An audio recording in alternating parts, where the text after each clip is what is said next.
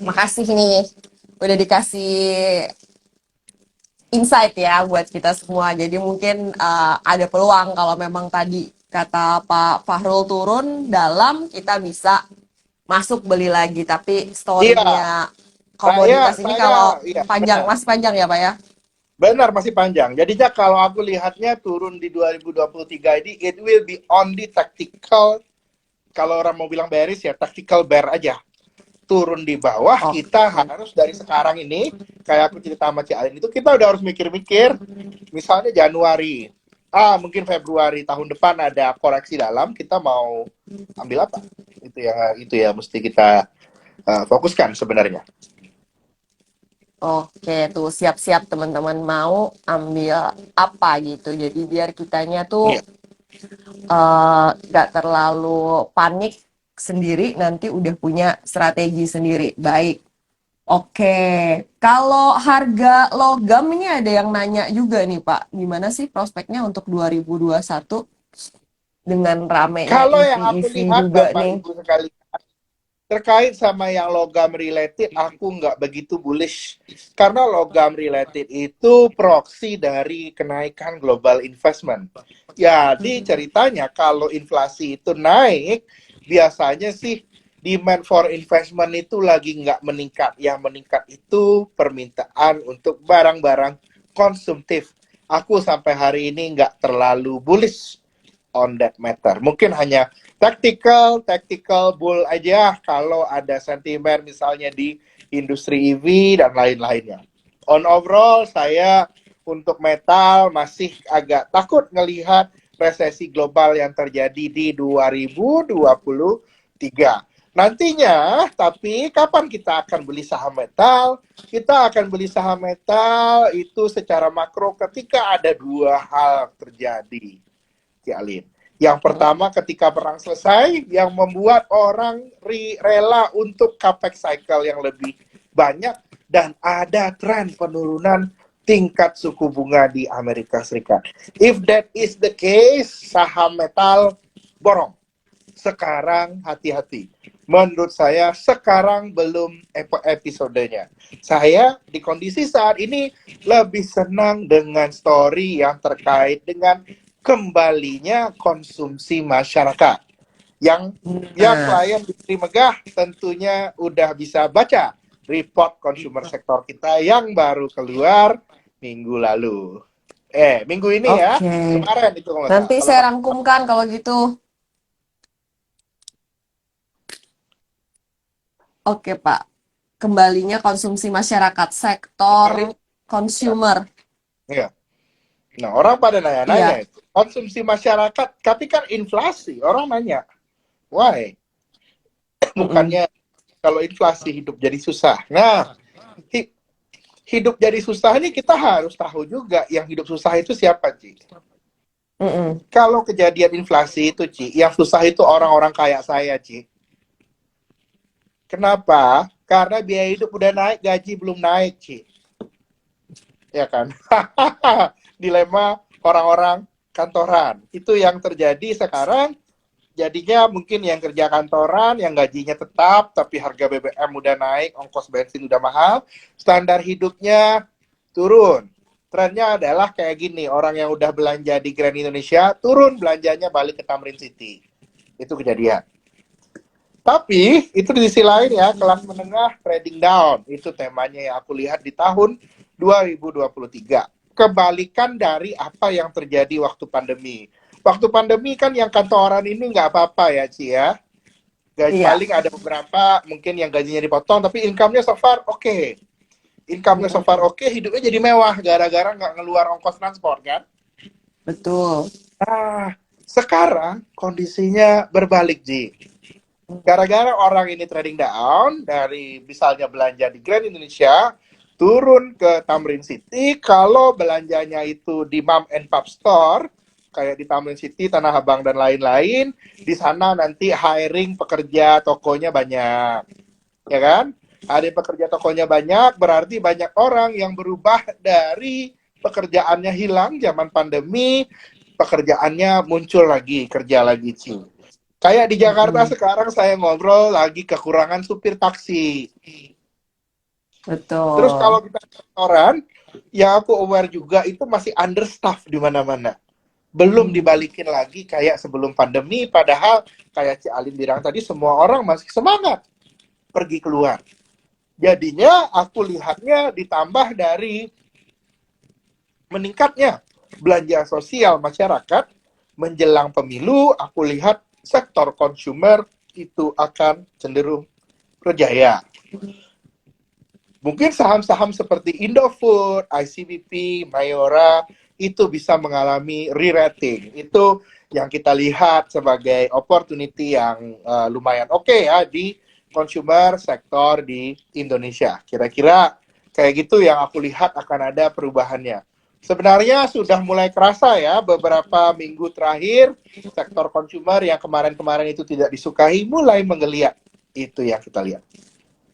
Mulai disukai lagi. Baik, sekali lagi. Kayak ingat kan Cialin kalau saya ngomong 2 tahun yang lalu, wah konsumer bagus, saya bilang enggak, konsumer berat. Unilever bakal dibuang terus dari zaman Unilever 10.000. Sekarang Heeh. Unilever udah 4.000, ternyata nasib berubah. Roda kehidupan itu berputar. Seperti kata orang-orang tua dulu. Memang berputar, Ci. Yang tadinya jelek akan bagus lagi, yang tadinya bagus mungkin kurang disukai. Seperti itulah kehidupan, begitu pula di pasar saham. Oke, udah pada banyak yang nanya juga nih, yang baru nanya, baru-baru muncul. Oke, kita selesaiin dulu ya pertanyaannya yang udah ditulis sebelum live biar nggak pusing, biar terarah sayanya juga nanyanya. Baik, tadi kita udah soal sektor, udah kita bahas. Pak, ini buat strategi investasi sih. Tapi ada juga yang nanya, emangnya ini ya, di mata Pak Fahrul, soal crashing property di US ini seperti apa, Pak? Tadi udah kita bahas soal outlook global sih, Kalau tapi ini spesifik properti isunya. US saya rasa ini nggak crashing ya, turun sudah terjadi. Mm-mm. Yang menariknya pembelian properti di US itu uang apa namanya, utang rasio terkait dengan kredit properti itu belum balik ke level tahun 2008. Sampai saat ini karena data tenaga kerja di Amerika Serikat itu kuat, wages pertumbuhan gajinya kuat, properti itu sebenarnya sampai saat ini tidak sebanyak itu yang dibiayai dengan utang. Gara-gara pendapatan rakyatnya juga meningkat. Saya tidak lihat resiko itu datang dari Amerika Serikat. Amerika Serikat justru ekonominya saat ini itu Cialin terlalu bagus. Kalau yang saya lihat. Untuk Hmm, masyarakat, ini bukan untuk perusahaan ya, untuk masyarakat iya, Amerika kenaikan gajinya tinggi, di mana-mana hiring, pindah kerja, hal kayak gitu itu lagi oke banget sebenarnya. Resiko yang bisa menyebabkan kalau ada crash di 2023, kita harus admit ada juga potensi itu resikonya lebih banyak datangnya itu dari Eropa. hmm, oke. Lebih dari Eropa ya sebenarnya. Pak Iya, benar. Fahrul, ini ada yang nanya juga tadi, maaf. Kita kan ngomongin soal selektif melihat sektor yang ada. Setelah ini kita akan bahas. Tadi sudah disebut consumer, mungkin ada sektor apa lagi akan kita bahas sesudah ini. Tapi kita mau nanya dulu nih, untuk IHSG banyak yang nanya nih Pak. Apakah akan tetap ada window dressing di akhir tahun? Menurut Pak Fahrul seperti apa? Yang saya tahu window dressing itu selalu subject to liquidity. Kalau Hmm, seandainya manajer memiliki likuiditas yang banyak, itu biasanya baru bisa dilakukan window dressing. In my opinion, karena saat ini trennya likuiditas itu tidak meningkat di berbagai level investor, baik itu di institutional investor ataupun di retail investor, aku sih memberikan saran jangan berharap terlalu banyak ke window dressing. Kira-kira seperti itu. aduh, makasih nih Pak Fahrul. Jadi jangan terlalu ngarep ya kita, kata Pak Fahrul, semuanya tuh tergantung UIT ya. UIT-nya lagi ketat nih. Duitnya lagi ketat. Kalau lagi Duitnya kayak parah. zaman 2021 2022, aku kan 2021 2021 hilang ya. Window dressing ada lah, pasti ada inilah, ada duit ekstra buat naik. Semua aku Heeh. percaya nama window dressing itu semuanya tergantung duitnya Ci Alin. Duit freshnya itu nampak nggak? Kita ngelihat Oke. rata-rata trading hariannya terjaga nggak sekarang? Trading harian kan agak berat naiknya ini Ci Alin. Berapa hari terakhir, satu dua bulan terakhir lah. Udah mulai flat, pelan-pelan mulai turun. Sekalipun, nah ini aku lihat ya, sekalipun ada window dressing, ke depannya aku lihat window dressing akan yang paling bisa ngedrive adalah investor asing. Gara-gara mereka udah balik lagi ke Indonesia. Nah, apa yang mau di Windrest sekalipun ada, tetap hati-hati ya. Lihatlah saham-saham yang banyak dimasukin oleh investor asing. Itu lebih merupakan kandidat window dressing yang lebih kuat. Kira-kira kayak gitu. Nah, udah dikasih juga nih strateginya sama Pak Fahrul ya. Semoga Dilihat, bisa ya, membantu. karena belakangan itu ceritanya Ci, kalau kita lihat kan kita lihat normalize, lihat fundamental. Kalau lihat fundamental yang kejadian sekarang itu kita harus lihat saham-saham yang dimiliki oleh asing. Asingnya siapa aja masuk mana? Oh, ada saham Banks, Pegas, kayak gitu. Kita harus balik. Kalaupun ada yang lain-lain, selalu kalau aku bilangnya story-story saham mid cap itu always read it with a grain of salt kalau bahasa kerennya. Dibilang bagus Hmm. tapi selalu kita rasa-rasain oke, bagusnya gimana, nggak kayak dulu lagi. Kalau dulu kan oh ini ada story-nya, ada call production, it's easy to go. After this cerita-cerita kayak gitu makin sedikit dan kita harus lebih selektif, kira-kira seperti itu. Baik, kalau dari Trimegah Sekuritas sendiri untuk akhir tahun 2022 itu target IHSG-nya berapa Pak? Apakah ada 7.000 revisi? kita lihat. Kita Oke, tidak bukan berubah. 8.000 ya teman-teman. Bukan Ini ada Heri 8.000. Sudistiono. 8.000 bukan di kita.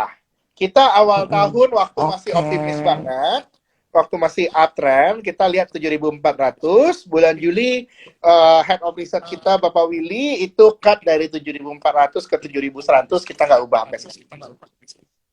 Fairnya Oh, ada di saat ini kita lihat. Jadi kalau lihat 7.000, kalau aku yang dari kemarin itu 7.000 ini ya upside-nya kalau kita trading, kalau yang udah punya posisi, kalau naik, aku happy buat take profit. Nah, kalau udah ngerasa kan ya. Jadinya market kayak gini aku selalu ingetin juga, jangan HK. Sebisa mungkin jangan HK. Yang menang orang yang bersabar pandai menawar. Beli di bawah, jual di atas. Kalau market naik, mikirnya jual, jangan beli. Kalau market turun, mikirnya beli, jangan jual. Kira-kira seperti itu kita menghadapi market kayak gini. wah, mantap. Terima kasih banyak nih Pak Ah, Fahrul. Soalnya kita sering gini ya, kita kayak dia naik gitu ya. Orang naik buat jualan, bukan buat dia benar sekali. bukan akum. Iya, benar. Bukan, ya. Itu kalau beli HK itu di periode likuiditas banyak. Berarti misalnya kalau saya bank makro, likuiditas banyak. Ada bilang saham A mau naik, ada dapat newsnya fundamental, oke HK nggak apa-apa, likuiditasnya banyak waktu itu.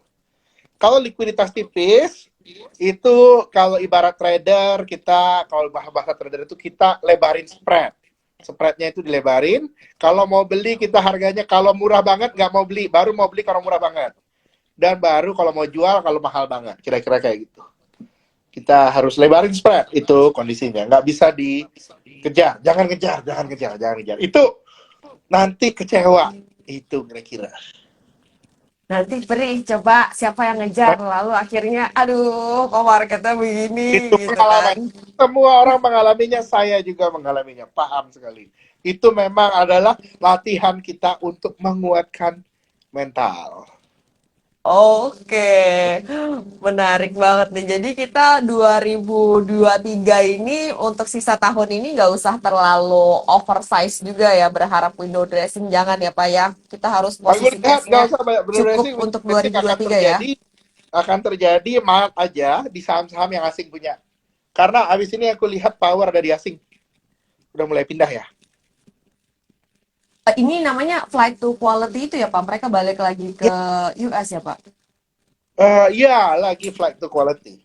Dan memang tema di 2023 itu, tema investasi adalah flight to quality. Flight to quality both in bonds dan di equity. Karena itu kalau sering ikutan Our Life, bahas pasar obligasi, kita membahas bahwa untuk pasar obligasi belilah yang kredit ratingnya tinggi. Kalau untuk saham, cari yang sound fundamental. Jadinya saham manapun yang marginnya bisa improve atau ROI-nya oke, itu yang akan dilihat. Jangan terlalu lihat growth tahun depan. Growth akan lumayan mengalami penyesuaian. Nggak bisa naik. Tapi orang akan benar-benar lihat bottom line-nya. Company mana sih yang ROI-nya bisa double digit and increasing? Nah, itu yang harus kita lihat sama-sama. Dan harus rajin-rajin baca analis report habis ini. Kalau Iya. kemarin-kemarin kan cuma target price-nya aja yang dibaca, Ci. Sekarang harus harus benar-benar baca reportnya itu kenapa.